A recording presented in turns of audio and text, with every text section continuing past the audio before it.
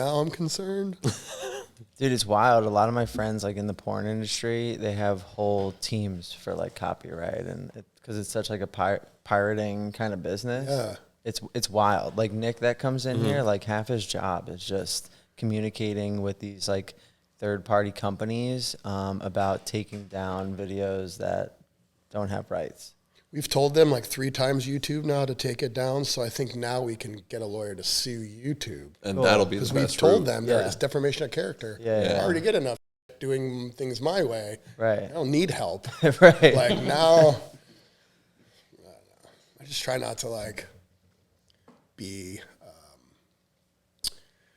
stress too much about going after. Like it's just all stressful negative. Yeah. I don't know. Kind of like the people who angry Yelpers and you're taking all that energy to be negative. How about take that and do something? If you took a fraction of that and did something positive, like imagine it's like laying in bed all night worrying about something that's not going to change. How many times have you laid in bed replaying, like rehearsing what you're going to say to someone, and nothing really changes when you wake up, and then when you end up talking to that person, it never goes how you plan. Right. So you're just wasting energy. I just laugh at myself and just say, shut up, it doesn't matter. Right.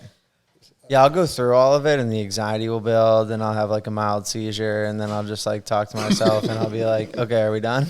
Like, can we go to sleep now? You know? That's good. So yoga actually and meditating, it brings me, I'll go into my heart and my breathing and get out of my head. That's something that helps a lot. Yeah. Doesn't always, and then I go back and I'm like, you're doing it again, and go back into the fall asleep. I thrive off the hate. I think I do, man. Honestly, I had this situation like a month ago on Facebook where this chick posted. You are a ranter. Yeah, a little bit, yeah. But this chick posted that she literally said that she's an amazing artist, that she wants to get into tattooing, that she deserves it. And I was like, cool, dude, like post up your work, because dude, if she was fire, I was gonna be like, yo, come to the shop, right? She posted some like 7-year-old drawings, bro. It was bad, and I told her in a nice way. I was like, hey, like, maybe don't call yourself an amazing artist, because you know your art honestly left me underwhelmed. And bro, she snapped on me. Her boyfriend snapped on me. They went on my personal page and my actual Dancer and the Tattoos page on Facebook and left crazy bad like comments under all pretty much of my posts. Then did you start out your critique with, "This is not coming from"? This is coming from. I said I was like, look, I'm not trying to be a. The first words that came out. Sometimes the world needs people like you to tell people. I wish people had told me that earlier in my career. I didn't know that. Delusional. Wait, did she ask for like feedback? She's like, oh, give me critiques and stuff. John's saying, did you give unsolicited advice? She said she was amazing. Oh, okay. So, no, because I don't do this, and I want to understand this. So, and then you, wait, hold on. I'm gonna. Nobody asked for your opinion. And then, because I really want to understand this. You saw this on Facebook? Yeah, on a tattooer's like page, like. And you're like, hold up. I was like, prove it. I gotta say something. I can't let this go on. It was my day off. What do you want? No, I'm not judging. I'm just trying to understand. Yeah, man. And so. That transpired, and then she went on back to the original page. Bro, if I saw that, I would have had your back. Oh, yeah. So she went back to the page, and her boyfriend posted that I'm a crackhead, that I do all my tattoos on crack, that all my tattoos fade as soon as I do them. And everybody on the group was like, Dan's rad, because they don't know that I know everybody in the like Florida tattoo scene pretty much. So they're like, Dan's rad. I don't know what you're talking about. Yeah, everybody, dude. All of my homies jumped in. People I didn't know jumped in. Customers jumped in my DMs because of it. I booked like a 2 back-to-back day session because of that. Nice. All right, I guess it was beneficial. I thrive off the hate. Was the girl cute? No. Well, usually people will hype up because they're attractive and like her and her boyfriend both look like they did crack. Well, you might have inspired them. Watch her maybe like kill it all because you said sometimes that's happened. Sometimes that happens. When we I'm going to show this. I had my boy Mushu come up and he told me, because he started off in the flea market, you know, and his chick was like going off talking because she had a shop, and I was like, dude, calm down. You're in the flea market, like it's like it's a good start, but like it's not really a shop. And she thought that I was like the biggest They both hated me for the longest time. And at the FK party, he walked up to me and he was like, yo, I want you to know that because of what you told my chick back then, you made me want to like hustle and get out. And because of you, I have an actual shop now. That's awesome. And I was like, hell yeah, bro. Yeah. That's what's up. And I'm single. You want to try to give us a intro? Yeah, how it goes? No, I don't know how it goes. Oh God, I was hoping you did this. You got this, dude. I got this? Yeah. You know what this, you know, Yeah, it's because called? you watch every episode, right? Only on my days off. Right. Say welcome. Welcome to the Unemployable Podcast. With special guest. With special guests, Joey Vegas, a.k.a. Joseph Haefs. And thank you. The graceful And Dan Cernan. The graceful. my wonderful host, Jonathan Sturt. I will call you Sturt. I gotta say, John, John Cena. All the guys in my shop love, even the two cool snobby guys that don't watch a lot of, they're hardly on their social media. Yeah. They're snowboarding, skating, just creating, and they hire assistants. Just like me, like my wife is mostly on my Instagram. I just post, answer some personal ones, and I'm off. I don't even touch my phone for the first 2 hours of the day. But Kevin and Austin. What's that? Kevin and Austin. Yeah. Them boys. And then Uncle Jeremy from Solon, I just said that I'm representing Solon today. Shout out to Solon Clothing and Uncle Jeremy and Ryan Color Crimes. They're like, I fucking love those guys' videos. Your videos are hilarious. The one you just did with Bishop with the wand, that shit's hilarious. Hell yeah. I got so much shit when I transferred over because I've been tattooing 20 years and my circle are like the new.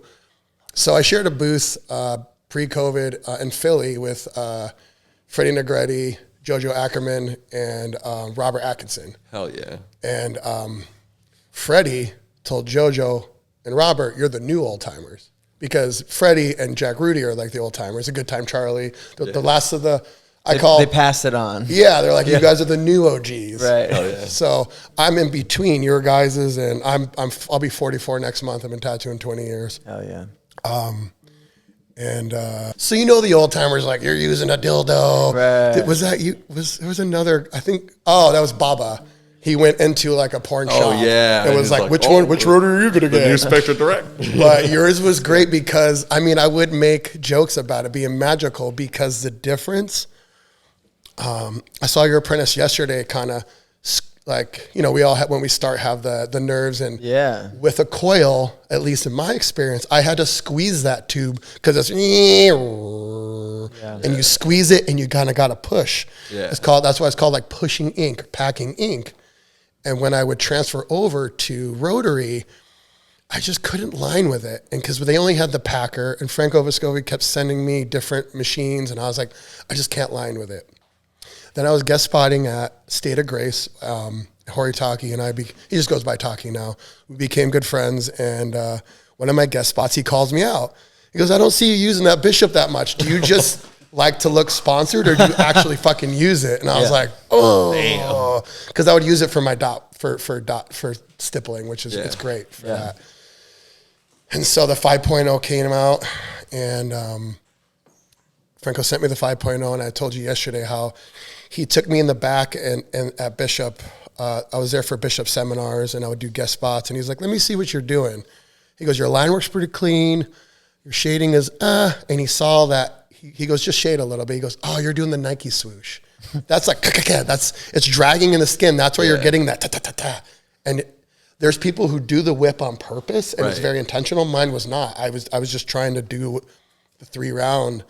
But the point of lining was, I took a seminar from Dmitry Troshin, 3-round king. That guy, that Russian, like Franco says, he goes, those Russians are my favorite. Those guys are workhorses. Yeah. Like they crush it, everything they do.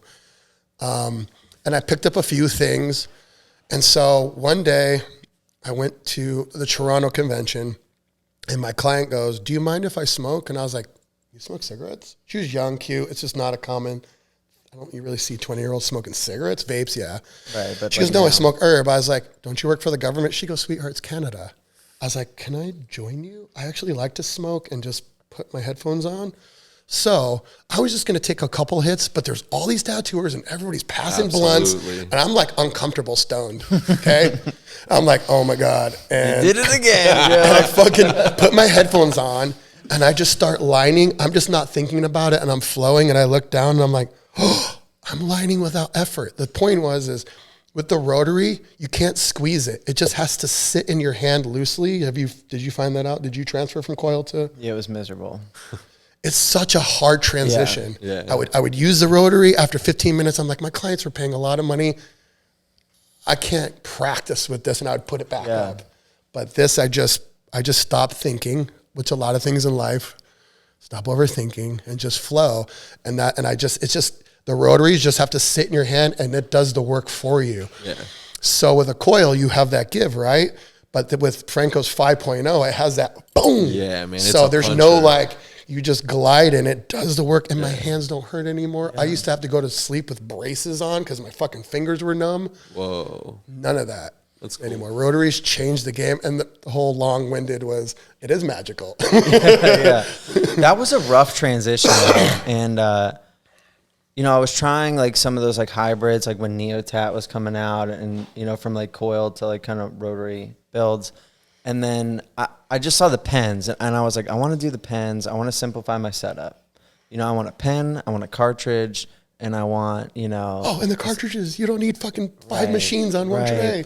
That was That's pretty a real cool. one. Like looking at that, I was like, okay, like, and I had my boy tattooing over here, and I would see him with the pen, and like, his 5 cartridges out, and then me, and it's like 4 or 5 fucking machines, trying to just not put it in my setup. And then It's like a shit show on your tray. yeah, bro. And like when I'm transferring like to the pen, like I just a lot of the things in art, like I picked up, with natural talent. That was not one of them. It didn't come naturally to me. Retrain your brain. Was the pen? Yeah, dude. And it was like you had to like factor in the depth and hand speed like more. Yeah. Especially like the depth, because Yeah, there especially with what wasn't we're the doing. give. And I liked having the back weight. And with the coil, by the vibration if you're in the right pocket. Yeah, and you can hear it. Yes. And there was none of that, And you could like tweak it and turn it. Maybe you're having a weird day, and you're just like, I'm just gonna fuck with this a little, and, and it worked for that day. Take the needle bar out. Yeah. Another thing, so when you're doing fine line, which I have my setups are a 9, a 5, and then 3 different 3s. 1003, 803, 603. I'm not at the 403 yet. But with the fucking coil and the needle bar, you have that much needle bar to go. Yeah. Now you only have what? Half-inch needle cartridge. They're awesome. It's just, it changed the game. And a lot of those old timers are like, fucking dildo user. Yeah. And they saw that my work got cleaner. And I slowly would have OGs like, how you like that Bishop? All right, I'm going to try it. Don't tell anybody I'm using it. Yeah, bro. I'm not going to name names, but one guy was at a convention. He's like, don't fucking say it. Don't tell people you see me using these things. Because they're trying to still sell their coils, but they're like, your hands don't hurt? And they saw that my work went from to way cleaner from using the Bishop Rotary. I think the magic's all in them Da Vinci cartridges, man. Yeah. They're fire. Yeah. I just switched to the Da Vinci's. Yeah. Yeah. I love them. I like Love them. them. It's Franco's and Carlos Torres's. Those are the babies. I like high tension cartridges. High tension? Yeah. So it was like a little different switching down. Like I was using like Black Claw for a while, which like I really liked those. Yeah. But I just moved. Grimes goes, those guys are, was it Grime and Seth? Yeah. Those guys are killers. Yeah. Dude. But yeah, I've been using the Da Vinci's recently, and I like them. I kind of like the idea of like this machine was built for these cartridges. Absolutely. You know what I mean? Trust that a little bit more. So that was Yeah. kind of like where the switch came from. I think those like the Black Claw and like there's another one. It doesn't really matter. They're a little stiffer. Yeah. So it's good to pack. Yeah. Sometimes I'll use a different cartridge if I want solid black. Right. But I feel you can do better shading with the Da Vinci's. Yeah. I They're agree. A little, I agree. They're like specially for black different and gray. strokes for different folks. You Right. know? Yeah. Now, I remember when Dan first showed me your work, and like I would look at your Instagram, like in my mind, I was like, oh, this is like the butt thigh guy. Right? I mean, do you get that a lot? Yeah, thanks for bringing that up. I kind of coined that. It's funny. Even in yoga today, I saw a thigh hip booty piece. I was like, I started that. Yeah. And so in Vegas, I've been tattooing just about over 20 years. In 2001, 2002, my first wife was stripping her way through college, and she worked at Glitter Gulch on Fremont. And I'd drop her off, and I'd go hang out at this shop called Diversity and Tattoo Heaven. The guy I bought my weed from worked there. And a lot of guys like Twig Sparks that's out here, he started there. A lot of heavy hitters from Florida heard about the boom in Vegas and came up here. Gotcha. Like Danny Knight that owned Rockabilly Studio, all his peeps came to Vegas. And so I would hang out there. Long story short, I was the hang around, became a counter guy. Then within 6 months, I got half the shop was on. I've partied like I've never been like a drug addict where I was doing it days on ends. Like I end up partying and then regret it. Right. But there's guys at the shop that would be on drugs daily, falling asleep. And I was like, I can draw better than these guys. I got an apprenticeship, and the guy who taught me was not an artist. He was a hustler, and he taught me how to do clean lines and how to sell myself and how to go after what you want. He taught me how to make needles too. Sure. And I used to have flux poisoning in my nose. I didn't like burns from not wearing the mask. I'm very grateful for that. But for almost 10 years, I worked on tourists, and there wasn't social media yet. So from 2001 to 2010, 2011, I was pumping out turds. I was pumping out Cherry Creek, JD Crow, like all the flash on the wall. All the OG and stuff. I never saw what it looked like. And where I was brought up, these guys, I didn't know half of them were actually badass artists because I wasn't seeing that. They paid their dues and they came out and they're just pumping out tourists. And you never would see it again. So you didn't know how it healed. And kind of like we were talking about earlier where that girl thinks she's better than she is, I was not educated like the mass of like, where I didn't know about like Adrian Lee yet or Grime, or like I didn't see these pieces where I'm like, whoa, or Aaron Delvadova. Like I didn't see these mass, like real artists, you know. It was just like tattooers who were just banging out. I was doing armbands, lower back tattoos. So I've been doing sexy tattoos on half naked women for almost my whole career. Girls would come to Vegas, and they really would watch that show, The Hangover. Mm-hmm. People really come to Vegas to purge, to be who they really want to be inside, to just get wild and just like sexually express themselves and make a bunch of bad decisions and hopefully not get herpes, you know? Right.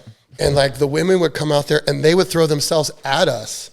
Like you didn't have to hit on girls. They would just attack you. And they wanted to feel sexy. Everybody wants to feel sexy. Then I met my wife. I was working at a casino shop. You met her out there in Vegas? In Vegas. We actually went to the same high school together. We had all the same friends, but we kept missing each other. Oh, wow. I actually used to take the bus when I was 21, right before my apprenticeship. I used to wait for the bus in front of her apartment with her first husband and my now stepkids that I pretty much raised. And I used to wait in front of her window because I didn't want chicks seeing me wait for the bus. She's like, oh, you're one of the assholes who used to kick rocks at my window. Yeah. But we just... Like, yeah, that's me. That's incredible, So dude. 12 years ago, Michelle and I met.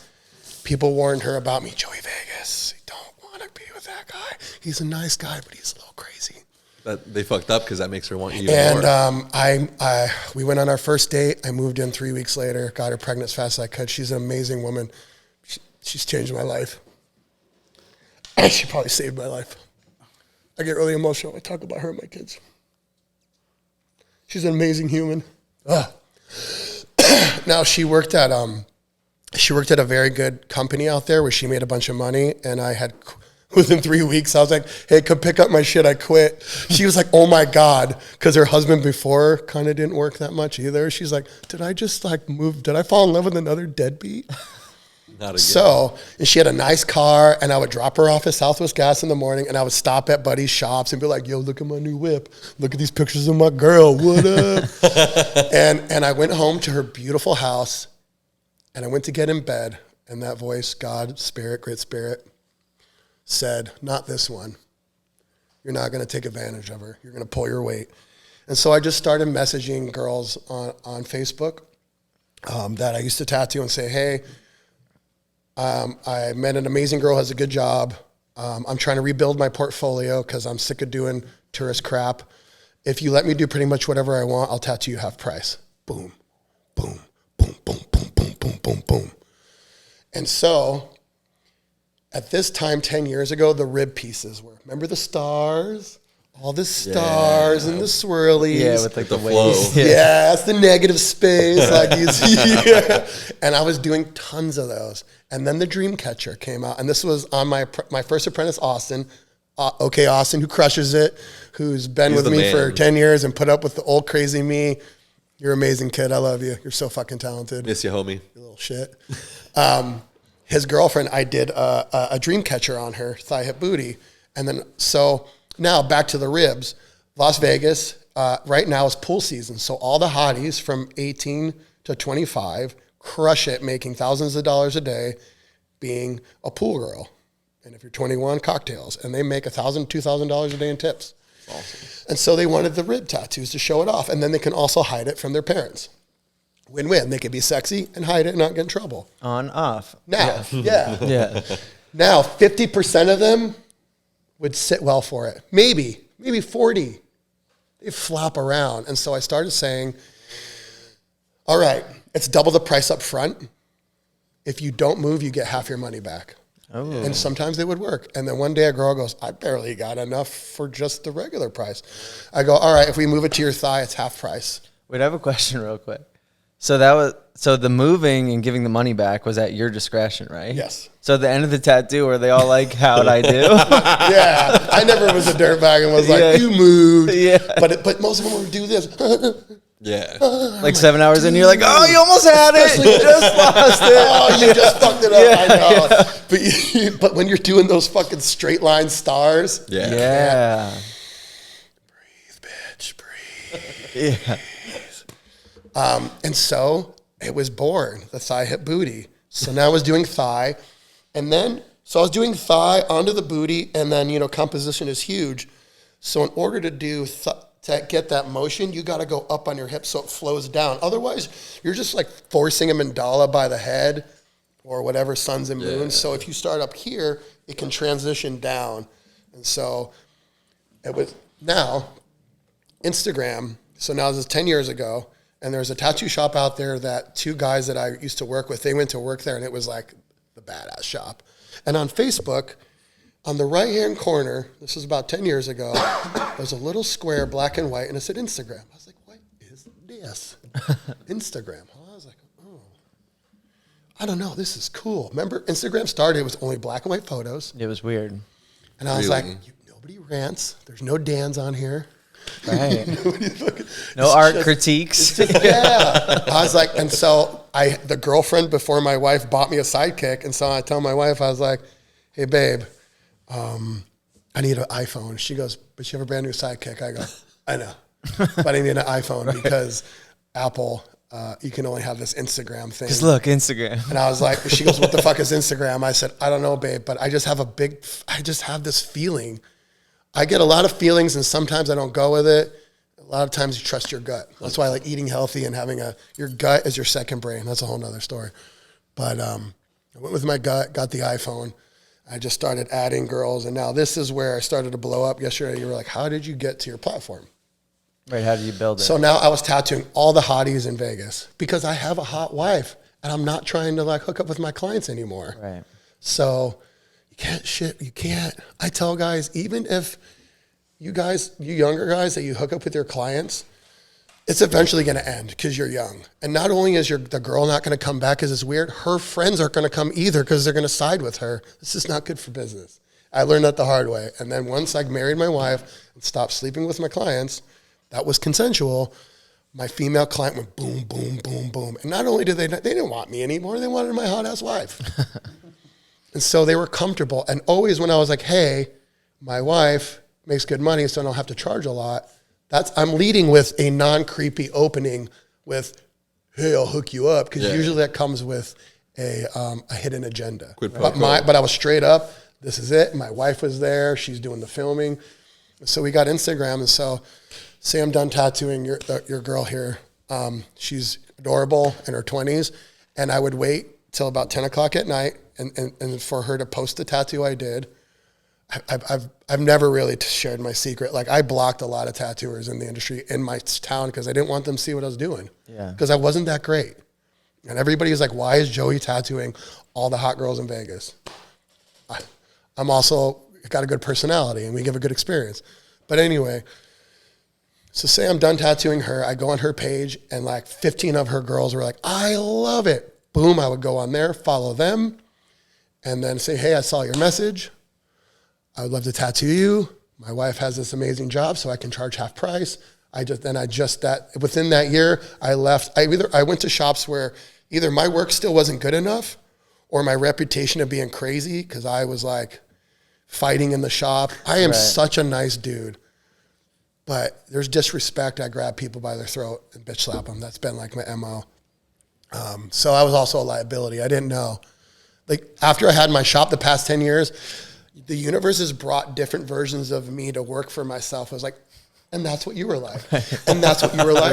And that's what you were like. You're cool, but you drive me nuts. Right. All these different versions of me. So anyway, I drink a lot of coffee. I'm all over the place. But so I started messaging these girls, and they would hit me back. And I bought the third oldest shop in town 10 years ago in January. And we had these benches, and I would come in, and there'd be fucking 10, 15, 20-year-olds waiting for consultations to get tattooed, and I'm just blowing through them. And then I go at night, boom, boom, boom. And then these tattoo pages started posting me, boom, boom, boom. But my wife looked over one night, and I'm talking to fucking young, like 19, 20-year-old girls. I'm 30, 32 at this time.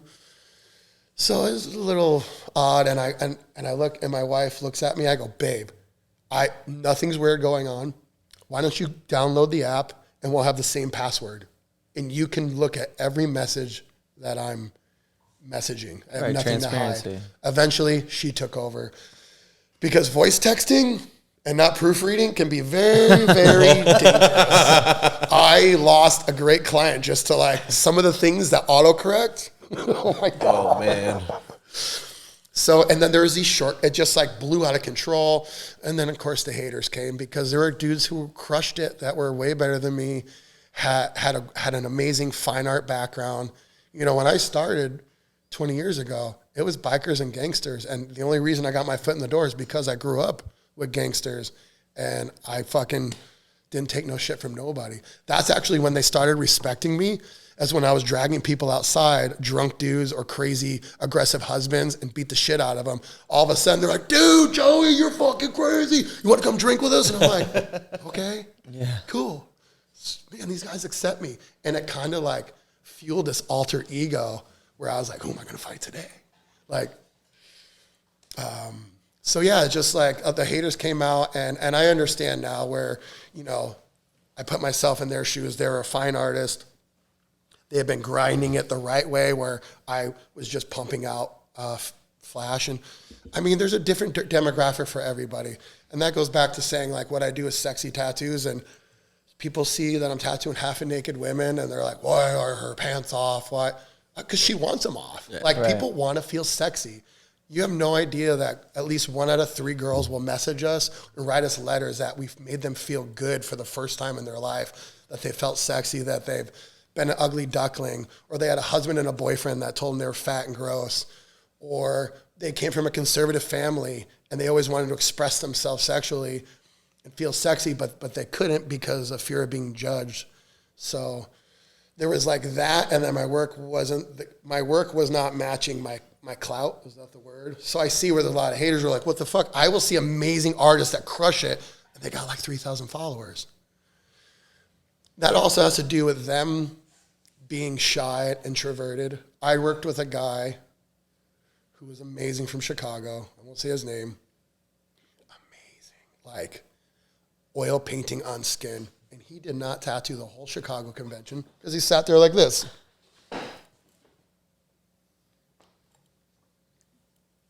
Right. Like no one wants to come up to. Wasn't a preacher. You gotta like, now there's millions of tattooers, so it's like, what are you selling? We're an experience. We do sexy, fun tattoos. I do mommy makeovers, thigh hip booty, back pieces that go on the butt. I feel that back pieces on a female should come down on the cheeks at least a couple inches to flow, or else it's a little bit masculine. Unless you're coming down into like a V, maybe. Right. You know what I mean? Yeah. And that's not a full. You don't want this like hard belt line. Yeah, just like on sleeves when I was doing. I don't like doing arms, especially. I'm sorry to pick on her. Girls as skinny as her, skinny arms are the bane of my existence. I can crush a back piece before a skinny arm. Right. You're balancing your big hands on these little wrists. It warps everything. And the skin is different. It's like, I'll do thigh, back. And then you go to arm, and it's like, whoa, this is fragile skin. I forgot. So any of the new guys out there, any of the old guys that are haters, like, grow up. Like, fucking grow the fuck up. Like Jorge Gonzalez said, before I went to his guest spot, he goes, I got a lot of shit for being your friend and having you guest spot, but I looked at your page. I really looked thoroughly. Those girls are happy and want to be there. And they're the ones shaking their butt. We don't tell them to shake their butt. That'd be weird. I'd love to add something to that, man. Yeah. After meeting you and hanging out in Vegas and working at your shop the time that I did, I really got a feel for you, and I think it's cool because I've gotten the opportunity to talk to people on the outside, obviously people of the industry, and I'm like, I borrow time in Fort Lauderdale, then whenever I'm in Vegas, I work in Revenant with Joey, and they're like, oh, the butt guy, the creep, and I'm like, whoa, hold on, wait. You don't understand the whole situation. And then I've gotten to actually like be like, like Michelle's the one that films everything. All these girls come in is for that to be their experience. They're so happy. Yeah, man. They cry. And being there, and I've witnessed it, like I've seen the whole thing. Like they're cool. They're excited to be there. Like they know that it's like, they know what time it is. Yeah, they know what time it is. Michelle always says, "Are you comfortable with the video?" And then I have like some doctors that I call her Doctor. I forgot the nickname, but she's like, "Don't put my face and don't tag me." But she's like, "Get the booty, get all that." She loves looking sexy. Some people have jobs that they don't want, that they have men that are twice their age that want something to be like, look what she does on her own time. Yeah. But thank you for that. I've worked conventions. I've done a lot of booths with Solon. Again, thank you. And I've got to work with legends that became friends, like Robert and JoJo and Freddie. Like Freddie dissed me like the first 2 times I met him. I was trying too hard. And then on the third, I was like, so when I got to the Philly convention, I was like, I'm going to be next to JoJo or Robert, but I was late and I was next to Freddie and I was like, fuck. I was like, don't try too hard. So I was just like, hey, what's up, bro? Hey, what's up, OG? And then on the third day, he was like, you do these big ones all the time? He's like, right on. I was like, how's your back, OG? He's like, I got him to crack his OG gangsterness, and he's just like, it fucking hurt. I was like, dude, you should do yoga. He's like, yeah. I was like, it's changed my life, blah, blah, blah. And because of Solon, I've had opportunity to show tattooers like who I really am. You know what I mean? Which is, I'm really thankful, guys. Uncle Jeremy's just a really great dude.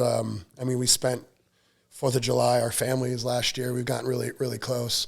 And then the guys from Bishop Rotary, Franco Vescovi and James, who runs everything. Like he does everything for everyone. And Emily, who's apprenticing through Vatican, and like it's all become like a family because they've got to see my heart.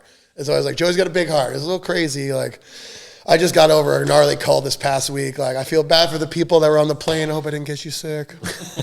Coughing and hacking. But these sponsors of mine have gotten like, I've like slept on selling stuff because I was busy promoting my sponsors, and it's okay because I'm grateful to have these relationships and be able to show who I am to these tattooers that I look up to instead of making a bunch of money off fucking shirts. Yeah, man. I was like, how many people are going to sell shirts? Like that's kind of a problem. Like there's so much clothes that are thrown away. It's like what do I sell on my platform that's not adding to consumerism? Yeah. Because it's like, I don't know, it's a slippery slope, So I'm just selling myself and selling an experience, and there's different demographics out there for everybody. And there's another OG tattooer I met at Bay Area Tattoo when I did it, and we got to talk for a little bit, and he said, there's enough for everybody. Like people don't need to stress. Like if you go in there and you're really loving what you're doing and you treat people well, people will come back to you. You're not going to please everybody.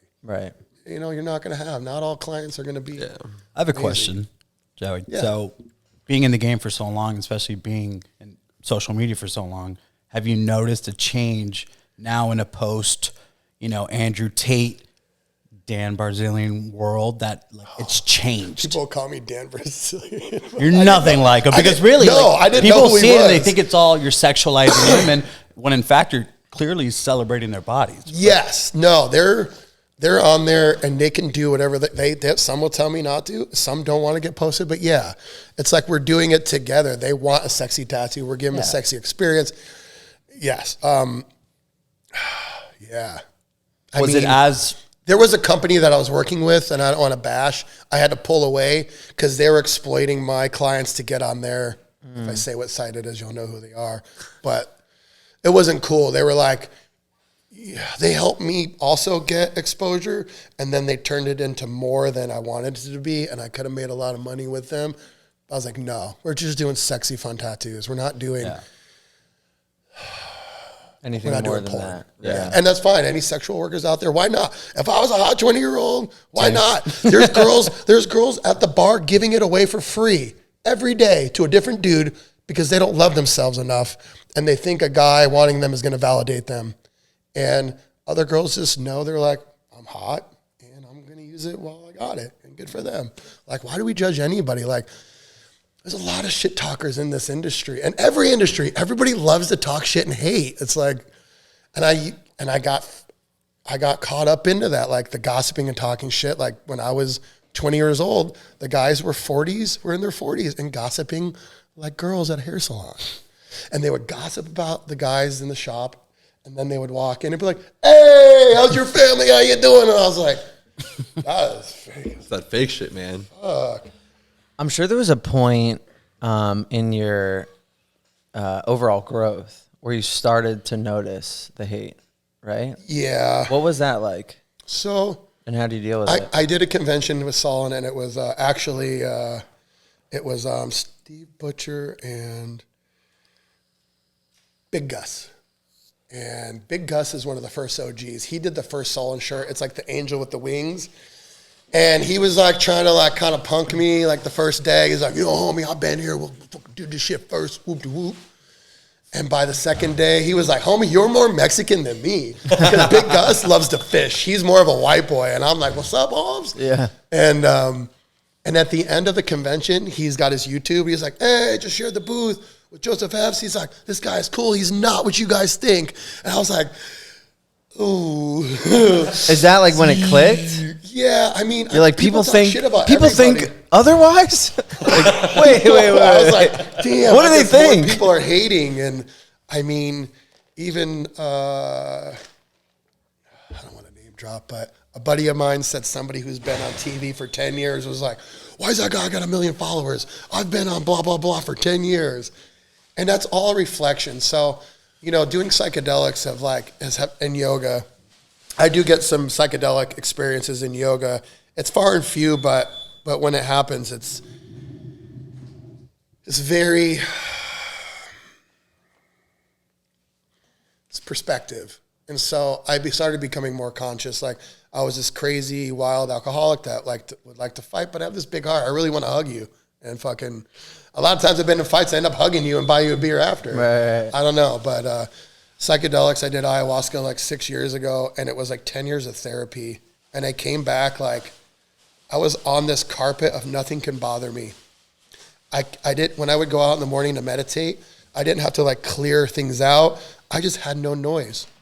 I'm like, oh my God, there's no songs playing in my head. There's no fucking shit show of you're this, you're that, or worrying about my day. And I could hear every word of every song. How many times have you listened to a song hundreds of times and one day you're like, oh, that's what they're saying? All the time. Because we're living in our heads most of the time. All the time. You know what I mean? And it just changed, and it just made me more self-aware, and something I had to learn the hard way. So many lessons. I learned things the hard way. During ayahuasca, that's a mother plant, and she talks to you. She was talking to me, and she was just showing me my life, how I live everything backwards, and I have this very skewed perspective on life. I'm upside down. Like I do things backwards. I even came out of my mom's wound upside down with the fucking umbilical cord around my neck. I should have died. And she would just like show me these lessons. Like, this is what you're doing wrong. And I'm like, oh, she's like, but it's okay. And she would like knock my head into the tree of where I was falling in. And she's like, you're just hard-headed, but let me show you a better way. And it was just like, it was just the most beautiful experience I ever had. And I came back and even Pelon was like, homie, you're like different. It was weird. People were kind of like, when you change, some people don't know how to take it. They either get resentful or it's like uncomfortable. They think you're crazy now. Yeah, and I wanted to tell the world. You're all walking around asleep. Wake up. You can't do that. You can't push shit on people. Fucking makes them. And I got on my high horse and, but I thought that it cured me and I could go back to my way of life. And I was quickly humbled. I was healed and given tools. And now this goes to Franco Vescovi. He's a very spiritual man. He took me to a men's group, a men's circle that started in his Vatican studio with just 3 dudes, just talking. We need accountability. Men need, and women need groups. If it was just all men here having a deep, we would get so much deeper and raw if there wasn't a female here. Because something about having one female in the room, guys will have to will peacock subconsciously or not want to hear a woman hear us talking about our weak, embarrassing stuff. So, I mean, their bishops and Vaticans, their motto is steel sharpens steel. And so you need men to keep you accountable like a king. A king had a council, right? You need to run ideas. And so that was also the next, I crashed my ego from ayahuasca and went back to the dark side. And Franco took me to, it's called Sacred Sons. And there's a bunch of, I like psychedelics. I'm a hugger. I have no problem crying in front of people because I know who I am inside. And there was a lot of you start out and you're doing this eye gazing. We get about 2 feet in front of each other and we just lock eyes and it's weird as fuck. Yeah. Now, I'll tell you what I learned. I've taken a lot of men at face value and never really given a lot of dudes chance. If you don't look like us, I'm like, man. Even neighbors, I'm like, we're not the same. Right. We are. A lot of us are the same. And now, there's a lot of long pause hugs. I'm like, this is weird. I'm a hugger, all right, brother. But they're I'm like, oh, okay, that's a little much. But they're just normalizing, trying to get you to normalize being uncomfortable and not being homophobic and stuff like that. That's rad. But I was just kind of watching everybody. I was like, oh no, it's a little weird. Franco put his arm around me and goes, I'm a weirdo just like you. There's good weird, and then there's weird. Right. And it's just having brothers hold you accountable, and we did so. Funny story is 5 years ago, a woman who's a medium, she reached out to me. My mother took her life 10 years ago. 6 years ago, she reached out. She never asked for anything. I was like, when's this lady going to ask for money or something? She's telling me all these things that are going to happen. That had happened with Franco. He said that me and him are going to do something special together. And so to fast forward, we're doing these sacred, so he takes me, and then on the second day he opens up, he has machines and these little spiritual symbols. He goes, we're going to do some sacred healing tattoos. He goes, and I brought my machine because I thought you might be butthurt if I didn't include you. And so this was only when there was 100, 200 men. Now there's a couple thousand men. And so we're in the middle of the desert, right outside of San Diego before you get to Mexico. It's called Liberty Rising, in this beautiful place. It looks like giants place boulders.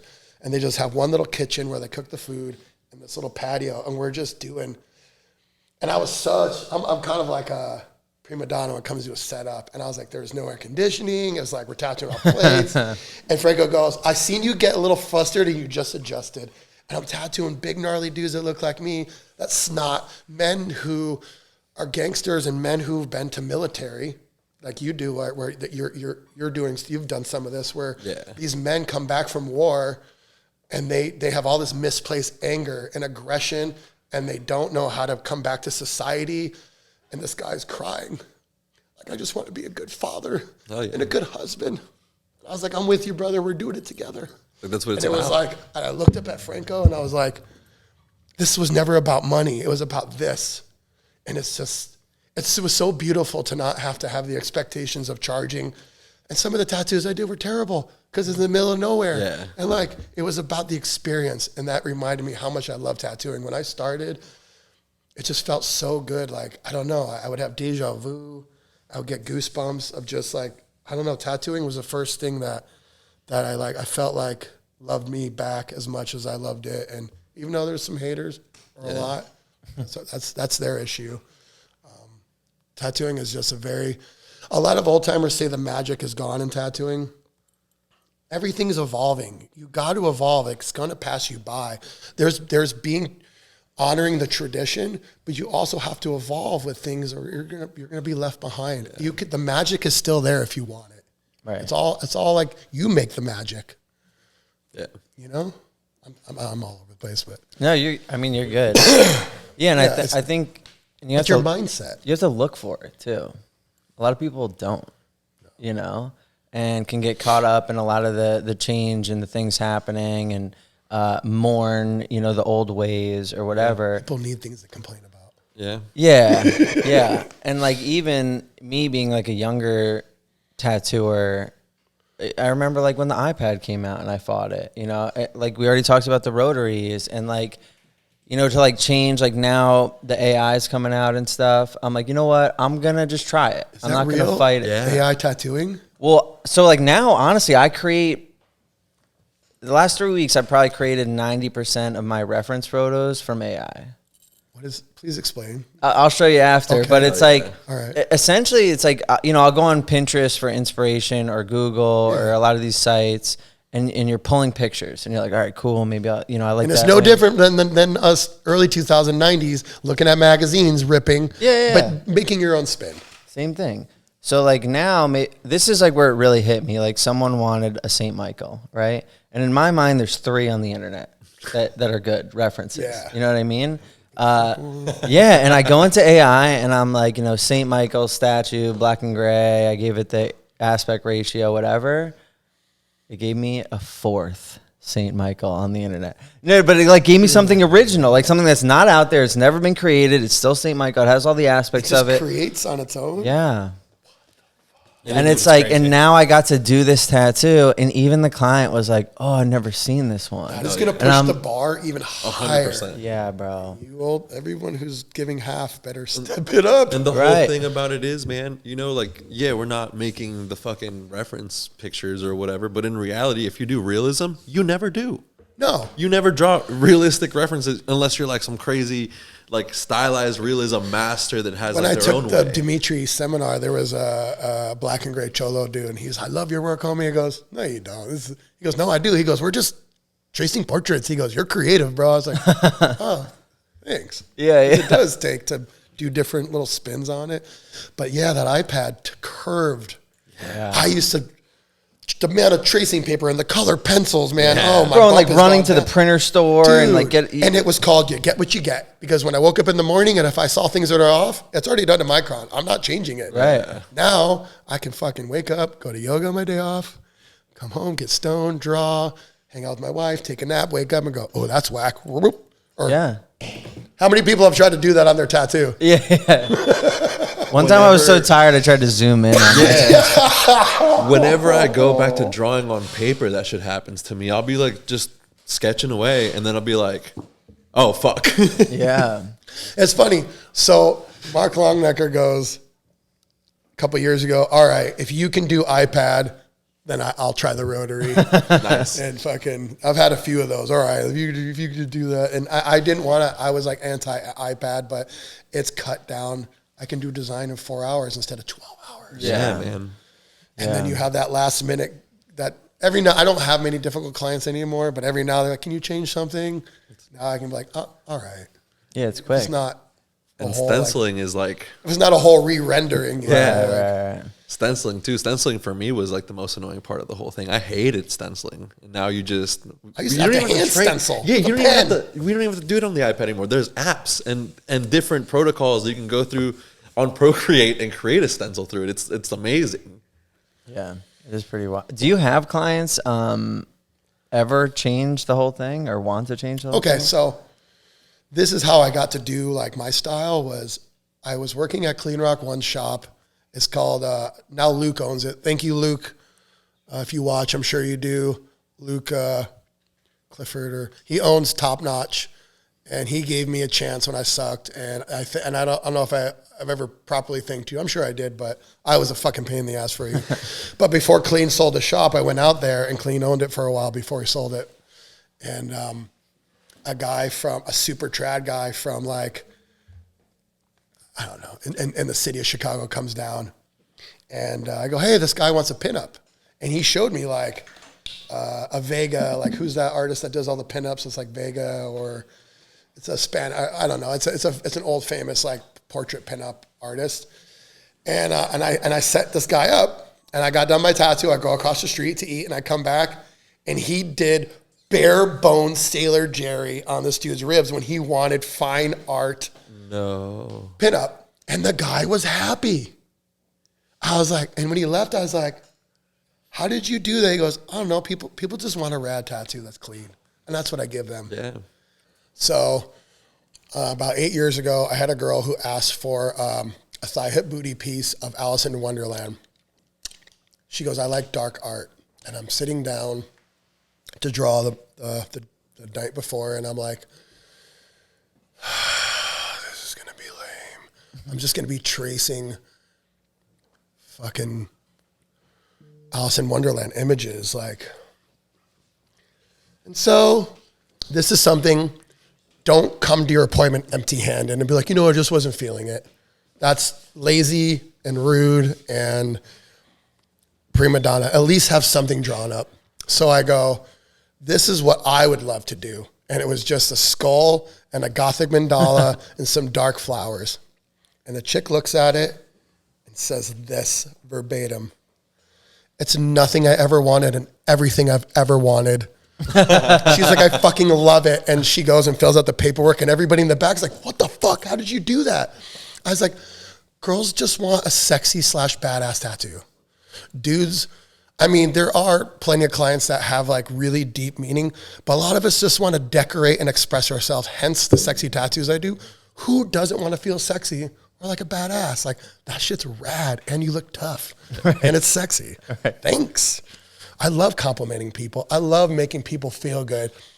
It's not me flirting, trying to get someone's pants. It's like, I like making people feel good. Just like yesterday, super hot chick with her boyfriend. I'm wearing these pink fucking shorts. She's like, I fucking love your shorts and your whole vibe. And I was like, thanks. I kind of felt bad for her boyfriend because he was like, what the fuck?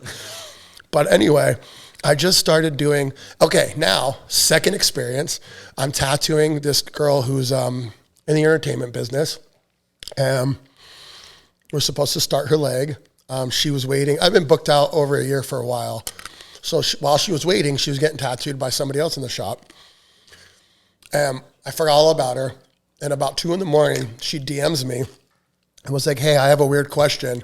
And I am a man. I am curious. I was like, look over at my wife, and I was like, she's sleeping. And I was like, very curious to see what she says. She says, is it weird if I tell you you can just do whatever you want? I'm like, yes. She's not going to make it weird. And yes, yes, yes. And I message, at the end of the day, that's what people want. I think a lot of people feel forced to get a tattoo that has this deep meaning so they can explain to their judgmental friends and family. Well, this is for, I got this meaning. Now, it never fails. I tattoo younger girls where their parents are pissed off. And it never fails when they come back for their second or third session. Their mom eventually is not uptight. It's on a weekend. Might have had a couple of cocktails, and it goes like this. I still don't agree with it, but it's beautiful. Right. I'm even thinking about getting one. Yeah, man. Right? And that's what the thing is, like, just give, like, or you can even do 2 designs if you want to be, like, extra. I'm a very motivated, I'm very hardworking and can be lazy at the same time. So I'm not going to do 2 drawings. But if you really want to, like, if you're not feeling the design, draw the design, that they ask for and be like, here's what you wanted, but I think this would be way better and I'd be way into it. Or even say, I'll even give you $200 off if you do my design. Like, and then someone's like, no, I really like that. And that's cool. And give them what they want. You don't have to take a picture. Have you done that? One of those why tattooers don't take pictures? Like, because I don't want to promote that. 100%. Like Pelon's like, I'm fresh out of pocket watches this year. All sold out. I'm out of Lions and pocket watches. But people, but it's funny. We'll be snobby and like make fun of certain tattoos. But how many fucking skulls do I have? I don't know. How many skulls do you have? Like, or castles or, you know what I mean? Like, it's just, people like what they like. And you fucking, who gives a fuck? Yeah. I think we did do a skit with Katie about that. About the, are you going to post it on Instagram? Yeah. And I was like, on no. both sides, like, yo, we need this photo. Right. The client wants to leave, like, now we need it. Right. People want what they want. Like, because I came up 20 years ago, you were not supposed to do hands, neck, face.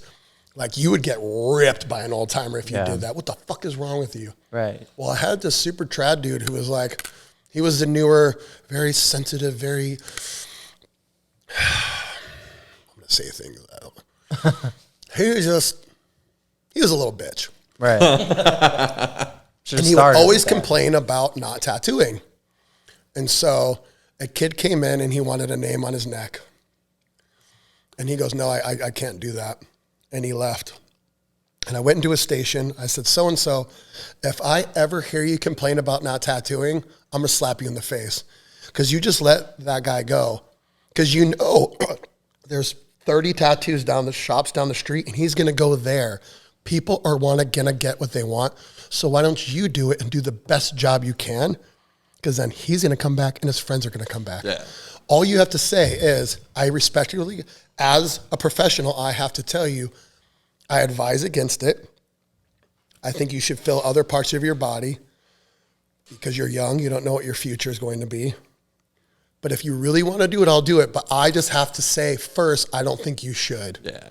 But you're a young adult. You're going to do what the fuck you want to do. Oh, yeah. That's always the dilemma. And like, I side with you on this, but I don't judge anyone that takes the opposing side. I just know how I was as a kid. Because I was that person. You're going to want to do it more. I'm like, yo, I'm getting my fucking hand tattooed. I don't care what you say. I'll do it my fucking self. Right. You know, before I was a tattooer. And I would go in, there was this old dude, and he's like, yeah, I'm not doing that to you. And like, I ended up going to like my boy in his house. And I got a shitbag tattoo on my hand. Could have Was it got an that skull? infection. What? Like that skull that you used to have or whatever?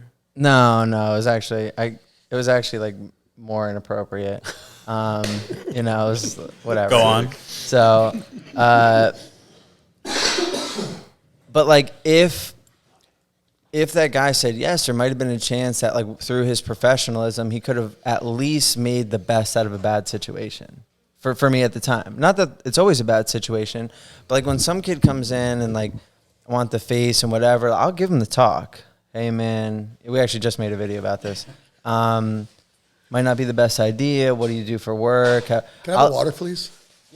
You know, maybe even suggest like put it somewhere else or whatever. But if they're like, no, this is it,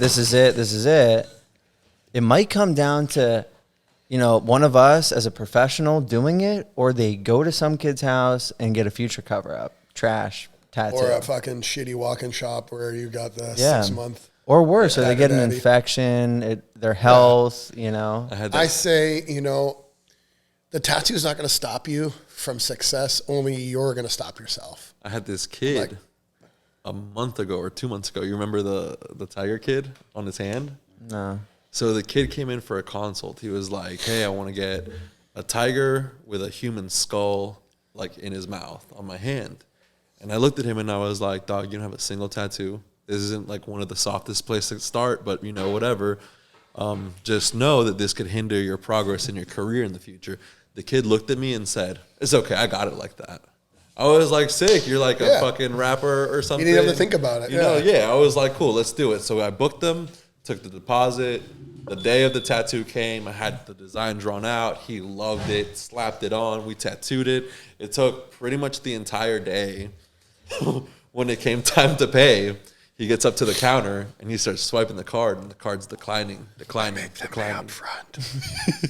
So it's cool. I wasn't worried. He was like, hey, I'm going to go and like get the money and I'll be right back. And I was like, no, you're not. You're staying here and we're figuring this out because otherwise I got to take that tattoo So you got to back. leave your phone and your ID. Yeah. Turns out, right? He calls his dad multiple times. Dad's ignoring the call. Dad finally picks up. He's like, what's going on? He's like, Dad, I'm at the tattoo shop and my card's declining. The guy literally yells on the phone. He's like, what the fuck is wrong with you? I told you not to call me during session. And hangs up the phone. And I look at the kid and I'm like, fuck, is his dad a judge? So I asked him, I'm like, what's your dad do? He's like, oh, my dad's a therapist. I was like, okay, cool. So your dad can't come? He's like, no, he's in session. I was like, what about your mom? He calls me like, hey, Mom, I'm at the tattoo shop and my card declined. And she's like, what? He's like, yeah, they're not going to let me leave until I pay. So can you come pay for me? The lady, so sweet. She was like, yeah, I'll come bail you out, whatever. Rides up in here like 20 minutes after the phone call.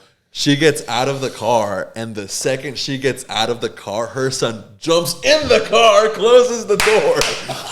And he's like, no, you go inside. I'm going to wait right here, right?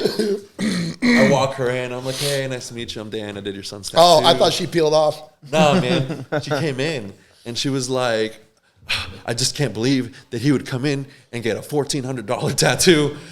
I know it's big because it's so much. And I looked at her, and I was like, it depends what you mean by big, you know? No, she was like, I know he probably got something big on his bicep or some bullshit like that. First of all, Dan, I did all the talking. I talked to the dad. How old was he? Like 19?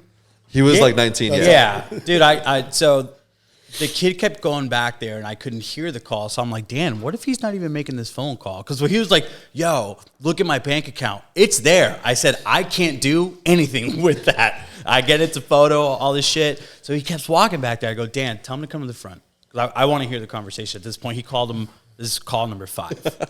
Which every time he came back, he was like, oh, my dad's just, being an asshole. Oh, the vibe So- getting weird in the shop. You're like, what the fuck? So the dad didn't. He goes, "How much is my son?" Oh, he's like, "I'm like, it's $1,400." He goes, "My kid's not gonna get a $1,400." And he was on speaker. Yeah. The kid goes, "Dad, no, I already got it." And he goes, "Put my son back on the phone." I'm like, "Oh shit!" I'm like, "Here you go, dude. It's yours now." I think the best part about their outrage about the price was that they didn't know about the $200 deposit, I guess.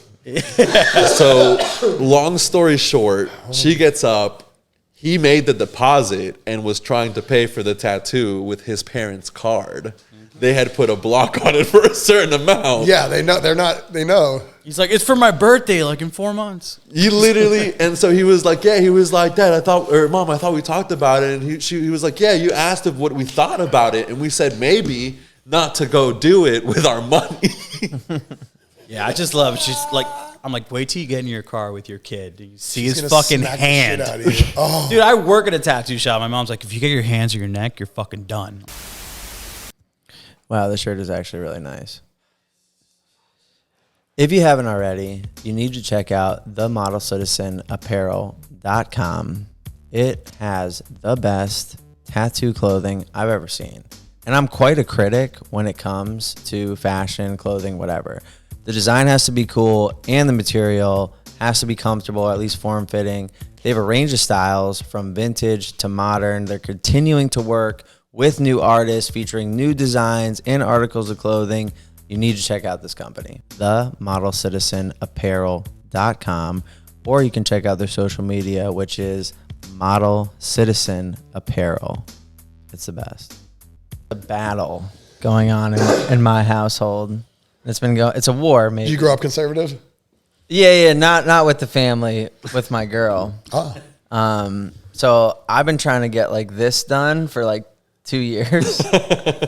Like even like booked appointments and whatever. You're so handsome. Don't do that to your face. The compromise we came up with is I'm getting married this year, and she's like, just wait until after the fucking wedding. She's like, please, just let me get a wedding photo. In her words, before you ruin your face. You know? And I'm like, what do you think you were signing up for when we got together? You know? That's what I think. What did you think was gonna happen? Yeah, I mean, at the time, like that we met, like it's like I'm doing like skin suspensions, like my ears, a blackout arm, like.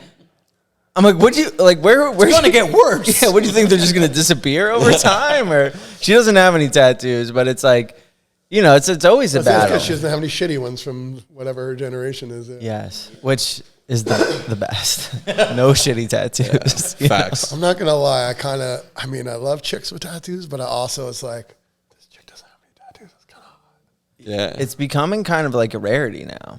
You know, we don't see it as much.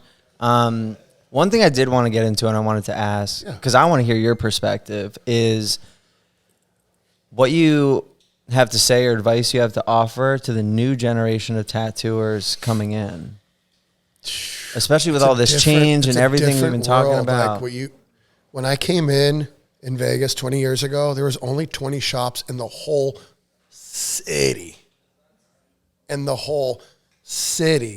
Now there's 300 plus. Jack Rudy said something that I won't forget.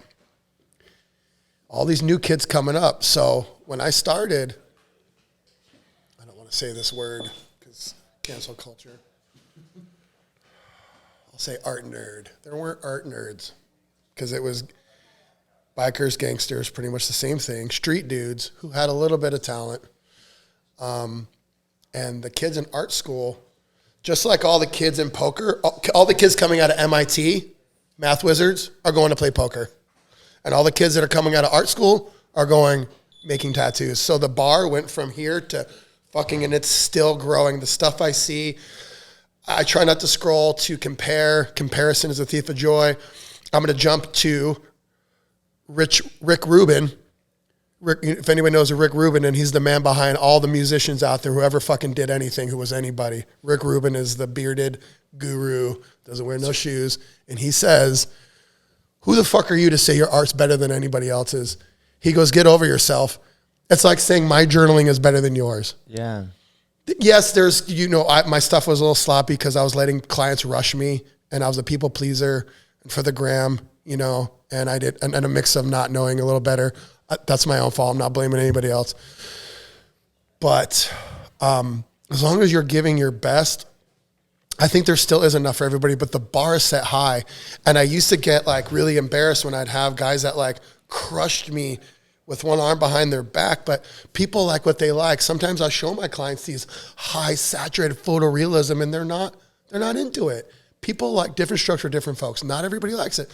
Some people like bare bones, simple, weird stuff, like the juxtapose, what is it? The splash and the fucking Right, that kind of Trash abstract polka. texture. yeah. People like what they like. Fucking who gives a fuck? But I'd say if you're gonna come into the industry, like my daughter wants to, she's 15 and she's starting to draw more, and she don't be a bare minimum bitch. Don't be a BMB. You need to push yourself instead of watching hours and hours of fucking Netflix, or draw while you're watching Netflix. If anything, you need to prioritize your time. Think of all the time you just waste. There's just so much wasted time, and there's so much talent out there. I'm going to make my daughter go to art school. She's going to work in the shop and clean, but not only am I not going to hand it to her, I need her to go to art school so she can keep up with this next generation, because some of these people that are from my generation, they hardly tattoo. And I look at their work and I'm like, did they always suck and I was just easily impressed back then? Or did they just stop giving a fuck? Maybe a little bit of both. Yeah. But even though for 20 years I feel I should be better than I am, and that's my own fault for just banging tats out and tattooing, I had a lot of fun. I did have a lot of fun. Yeah. And I don't think I would ever change it, because I'm very grateful for who I am and what I have today. But the bar has been raised. Yeah. And it's just going to keep getting better and better, and it keeps evolving. And like you said, the AI. Now, as far as the AI, a machine getting tattooed, a machine doing the tattoos, I'm not worried about that. People want human contact. People want experience. I'm a fucking therapist almost. I had to stop smoking herb at work because I wasn't connecting with my client. I can do way better work stoned and not talking than clear-headed and jabbering. But people want that. They want the experience. I would tattoo. I would do some of my best work with my headphones on, not talking, and I give them a hug, and I can feel they didn't feel as cool. But I do half the quality, talking the whole time, and they're just so fucking grateful and blissed out and huge tips and writing a letter, bringing me gifts next time. So it's that battle. Like it's I know you also got to give an experience. Oh, that's what I was saying. Jack Rudy said, why the fuck are these new kids going to want to come to a grumpy old timer who they have nothing in common with that they're going to pay a shitload for when they can go to somebody half the price, their own age, and that's relatable. Yeah. So, I mean, I guess that touches the old timers that are grumpy, why they're not tattooing. And then the new kids that are coming in, you better come hard because there's a lot of fucking competition. And stay teachable. And stay humble and be proud, but don't, I don't know. The new kids have this chip on their shoulder. It makes me want to smack them in the face. Like, and you can't do that stuff no more. Yeah. You know what I mean? Like, I'm on this spiritual path of being I actually slapped somebody I cared about a few months back. And sometimes you got to slap people to get them to listen to you. And it kind of hurt my soul and made me second guess who I was for a minute. But sometimes you just got to bitch slap somebody. So they're like, wake them up a little. just wake them up. Like, beat the shit out of them and just, I don't know, kind of like that kid who got the tattoo. It's like, who do you think you are, you little shit? Like, you don't know the value of $1. Yeah. That kid is going to struggle. Yeah. And that's why I make my daughter, like, she thought she was going to she just turned 15. She's like, I'm going to get my permit. I was like, for what? Me and my wife made her get a bus pass. Nice. And part of me is worried, but part of me is like, she needs to be toughened up and know that just because her mom and dad make good money, not everything is handed. It's got to be earned. Yeah, public transportation. And just like in tattooing, you do got to earn your respect. And I earned it the wrong way by, like, my motto used to be drink, fight, fuck. And people 20 years ago, you were the man, like, that's what people embraced. And now it's different. Yeah. So you're respected by the time you put in and the quality. It's a different world. And you got to go, the world is changing. Like, think about 100 years ago, they've only had toilets in the houses for 100 years, right? Yeah. I don't think they had toilets in the houses till the 1920s, 1910s. And look at how much has changed in just 100 years. Yeah. That's only like how many people, how many grandparents? Like, It's like 3 generations. 3 generations. So in another 10 years, yeah. We'll see, I guess. I'm excited to see where it goes. I'm nervous about where it's going to go. But if you do things, I'm going to say Roger Silva, Jorgerio over at Pussycat Tattoo, you've gave me a lot of good. You were someone who helped me, tried to help me, but I was a knucklehead. But he said, Joe, you take care of tattoo, it takes care of you. That's right. You really do get what you give. That's right. Absolutely. And then in closing, I wanted to give you a chance if there's anything that you want to address or set the record straight on or get into, anything for anyone watching. Well, it's funny you asked that. I spent a lot of time trying to impress people that really don't give a fuck about me at the end of the day. So now it's really just about my family and how I treat people. And, there's always going to be haters. And because we do sexy half-naked tattoos, like, you see what you see. If it bothers you, it's a fucking you problem. Right. You know what I mean? Like, it seems like it's more of a you problem, that something's bothering about you. Like, either you're, and that's okay too, because it's all perspective. A lot of us are attached to our belief system, and other things don't align up with that. Like, everybody is judgmental to a certain degree, but at the end of the day, I know that we're giving people a good experience and making people feel good about themselves. And I don't care who you are. Everybody wants to feel sexy. There's not 7 billion people on the planet because there wasn't sexiness, There's a tasteful. I say I'm more, Uncle Jeremy from Solon called me the Hugh Hefner of tattoo. Actually, Ink Magazine, they put in there the Hugh Hefner of tattooing. Tasteful. Not the Larry Flint.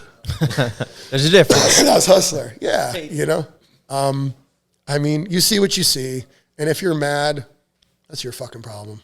That's right. Can I add one more thing to it? Of course. So knowing Joey as long as I've known him now, I just want to set this straight. The only thing bigger than Joey's heart is his tub of Glide.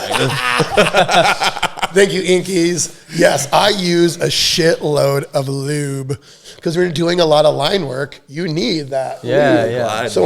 So before COVID, they sent me a bucket, a giant 5-gallon bucket, and I'll have Michelle send it to me. I'll post it in the story today or tomorrow.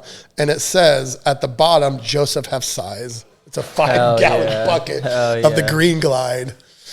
But now I use more of the, I go back in the second session and I'll re-outline stuff with the packer to crisp it up. And I use the CBD ointment. I love that. It really does help with the skin. Yeah. I don't use any numbing. None of my clients use numbing agent. You got to earn that shit.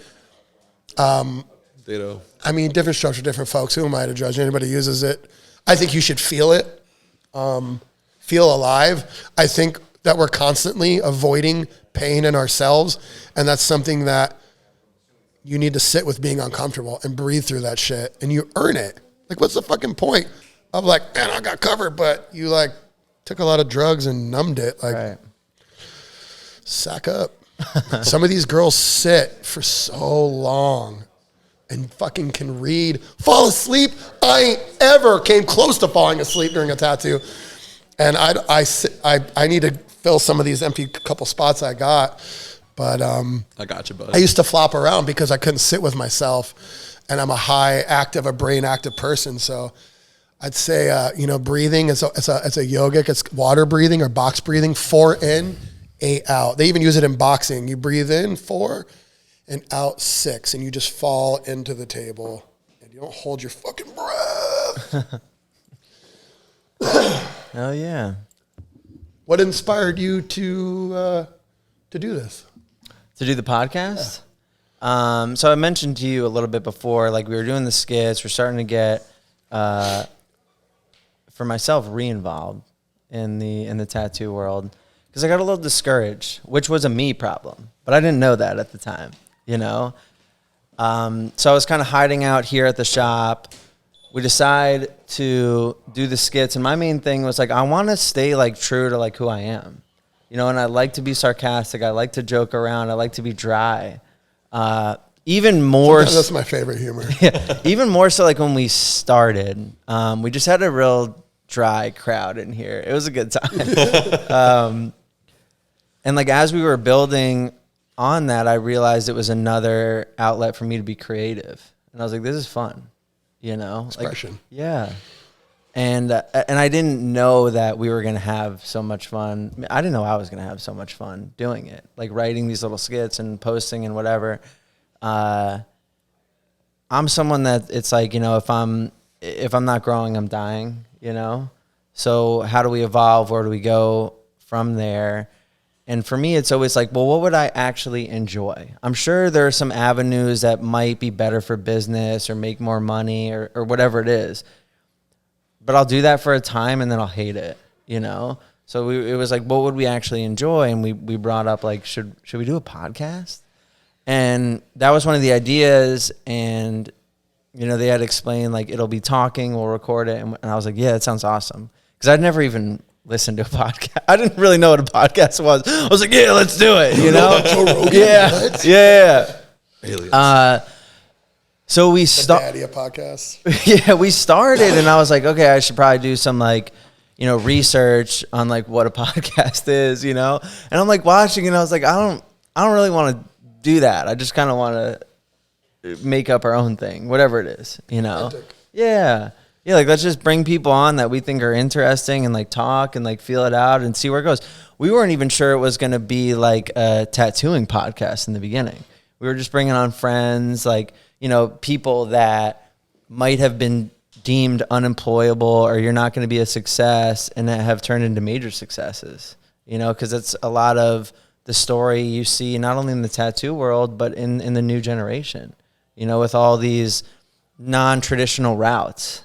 And I wanted to, meet people and just like hang out with the boys, bring people on, talk like, okay, there's skits, there's pictures on Instagram, there's these tattooers you see, but like what's really up with them, Because a lot of people I rub the wrong way because they only post tattoos. Like you said something at my shop where I was like, shut the fuck, you should only post pictures of tattoos. And I was like, I didn't know you've been tattooing longer than you have. And I was like, shut the fuck up. Because people need to see also who you are, who they're going to spend the day with.